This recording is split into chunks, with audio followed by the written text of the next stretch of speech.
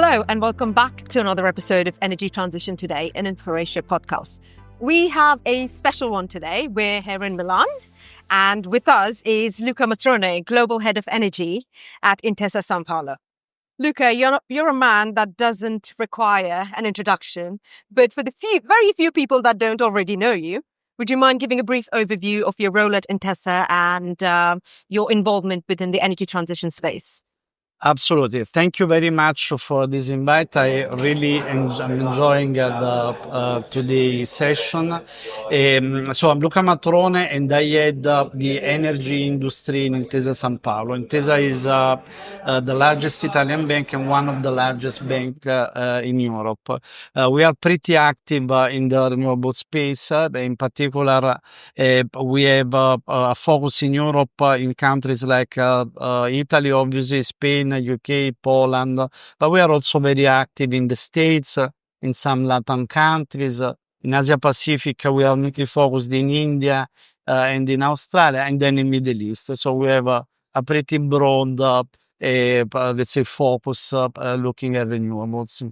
That's interesting because lately the rhetoric around the asset class has been quite negative. So as a lender who's done everything from massive offshore wind farms to like solar and BESS deals, do you see the build-out, the greenfield build-out slowing down across the board?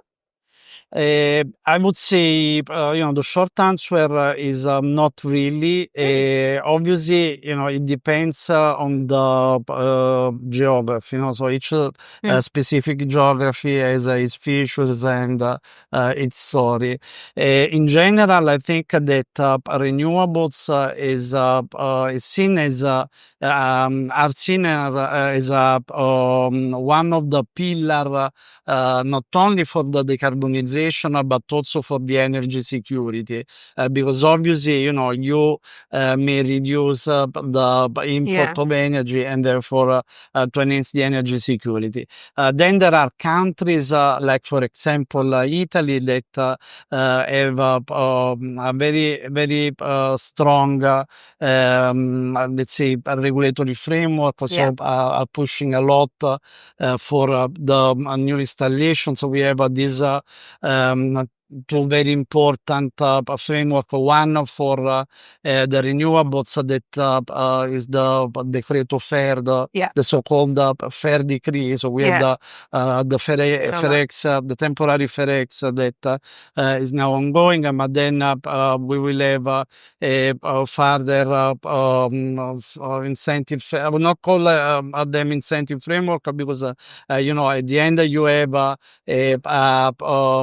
reference price that is significantly below compared to the current market price, but it gives stability for 20 years. So from a bank perspective or from an investor perspective is really the sweet spot to stay. And on the other end, the storage, the battery, the battery energy storage are treated in a similar way. So you have the max decree that gives 15 years of fixed revenues, so the perfect spot for investors, infrastructure investors, and banks. At least I think in Europe there is a concerted push to build out this renewables, and like you rightly said, in Italy, Max, there's a lot of interest in this tender, which is going to open for bids next week, I think. The 30th, yes. The 30th of September. Exactly. But there's also been like some pullback of investment, at least from the government side. We've gone from the states like saying maybe you could do a PPA, then going back to, or maybe we do need a state-backed subsidy, but how much generation can we actually subsidize using this? So given the back and forth, do you think Europe can meet its near-term climate targets, let's say 2030 targets?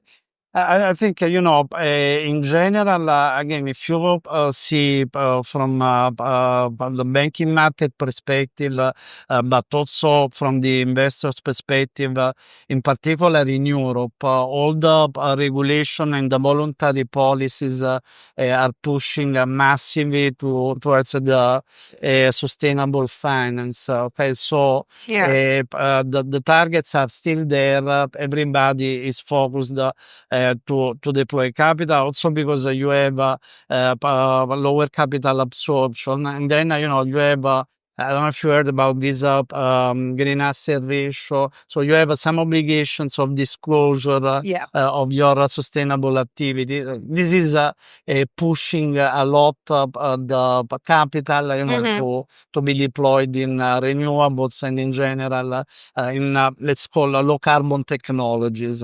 But I'm going to push back on that a little bit, because as long as there's no standardized body to monitor what exactly is the ESG tag associated with it, isn't that like pushing money where you'd rather, like where the will is right now, as opposed to the pure play renewables? No, I would not say. I don't see this aspect to be frank. I think that at the end the banks set some specific targets in terms of reduction of CO2 emissions of their portfolios, and therefore renewables is basically lowering the emissions of a banking portfolio. So and this trend, I think that will continue. Again, because is also seen as a strategy to enhance the energy security. So everybody's focused on renewables. Energy security, especially in Europe, seems to be the central topic, especially after the start of the war in Ukraine. But we've seen some of the major players in the sector, let's say like Statkraft, Equinor, kind of pull back from some asset classes. Let's say hydrogen is like an easy scapegoat at this point. But we haven't seen those kind of like walkbacks from lenders. Is that coming in the near future, or are you firm on your ESG targets and you're going to go ahead with the sort of like the metrics you set aside, let's say maybe 2-3 years ago? Again, I think that we will not go back. So this is a trend that is very clear, and we will continue to deploy capital in renewables, in low carbon technology, with sustainable finance, and so on and so forth. There are obviously some technologies that are still riskier or that still need in several geographies the public funding, where there's a market failure. You were citing hydrogen. Hydrogen, for example, it's a little bit difficult in Italy, where the cost for production is higher compared to other geographies where you have a larger let's say wind or sun resources, or where you have the consumption that is very close to the production facility. So some technologies are still not yet mature, but things are progressing. So, and I still see the same focus and the same efforts that are being put in place by everybody.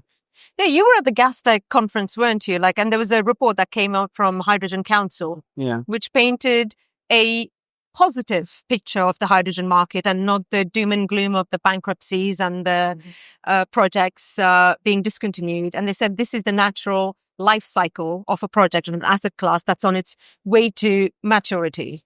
Would you agree with that? I mean, in my view, the technology still need to have a lower cost, and therefore we still need to have public funding in order to accelerate the deployment, and so to lower the cost of technology, as it happened for the solar. For example, if I think in Italy in 2008, 2009, in order to install 1 megawatt of solar capacity, you used to have a capex of basically 5 million euro. No, this was approximately the amount. Now you can build, a solar plant with 750K. So you have had a massive decrease in the cost that is due to the fact that now we have scale, a lot of installations have been made, and this was thanks to the public funding and the contribution that accelerated the reach of a certain scale. I think that for hydrogen, and in particular for the electrolyzer will happen the same. Okay, so this is the big point. The more electrolyzer you install, the more the cost will decrease and the more economically it will be to do projects. So, but doesn't that bring you to the chicken and egg problem where you need more build out, but the developers don't want to build out without the infrastructure in place or the offtakes in place. And the offtakers don't want to agree to something until they know they have something to offtake. Mm-hmm. So is there a solution to this back and forth? And is that the government intervention you're talking about? Again, for me, it's the blended finance. At the beginning is to have the public funding together with the private funding in order to accelerate the deployment. Then when you reach enough scale, the cost of technology will be lower and therefore it will be economically viable. You already have some geographies where hydrogen is viable. I'm talking of Italy. If you have a production here in Italy, the grey hydrogen may cost 1.75 euro per tons vis-a-vis 10 euro per tons of green hydrogen. So it's a massive amount. Yeah. Then if you have the consumption that is closer to the production, you have maybe the renewables on site, and so you don't need to pay the so-called honorary system, so the system cost and the transportation cost and so on and so forth. And then you have also the public funding, the economics work, but this is still, I would say, an exception. We need to build up a lot of exceptions so that the cost of technology will go down. So you're a true believer that you're confident I'm a true believer, absolutely. Perfect. That's a good definition, yeah. Finally, as a very prominent lender, not just in Italy, but across the globe, are there any specific markets currently you see as more attractive than others? I think that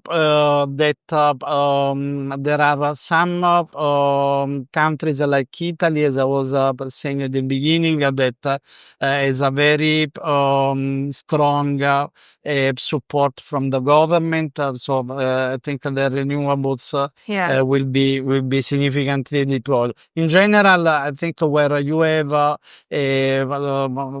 good regulatory framework, where you have authorization processes that are can be completed, in a reasonable timing.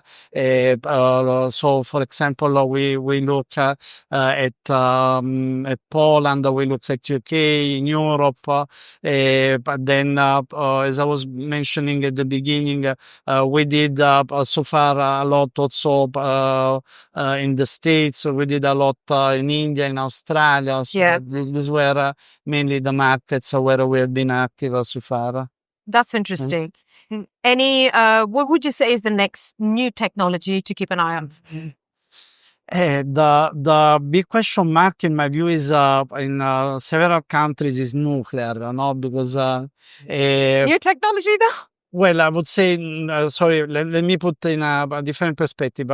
I would say nuclear, but through the so-called small modular SMRs. reactor. Yes, that's true, yeah. That is obviously not a new technology in the sense that is already available, but you don't really have at scale SMR projects. In that case, I think that in countries like Italy, where you can serve some specific areas where you have a concentration of factories, this may be a good technology. Obviously, in Italy, we need to create the framework that we don't have yet, no? But also in that case, the government is very focused, and we have inserted nuclear in the so-called national climate and energy plan as a target to 2035 or 2040. That's interesting. Luca, thank you so much for your time. And I'm glad we caught you. It was a great pleasure. Yes. Yeah. Energy storage is taking centre stage in Europe's energy transition. Are you part of the conversation? On the 30th of October, Inspiratia brings its flagship energy storage summit to Munich. Hosted at the iconic Allianz Arena. Join over 150 senior decision makers from across the value chain. Investors, developers, utilities, banks and industry experts as we dive into financing, regulation, co-location and the latest technologies driving the sector forward. Be part of the discussions shaping Europe's energy transition future. Visit inspiratia.com/events to secure your place today, or send us an email at conferences@inspiratia.com.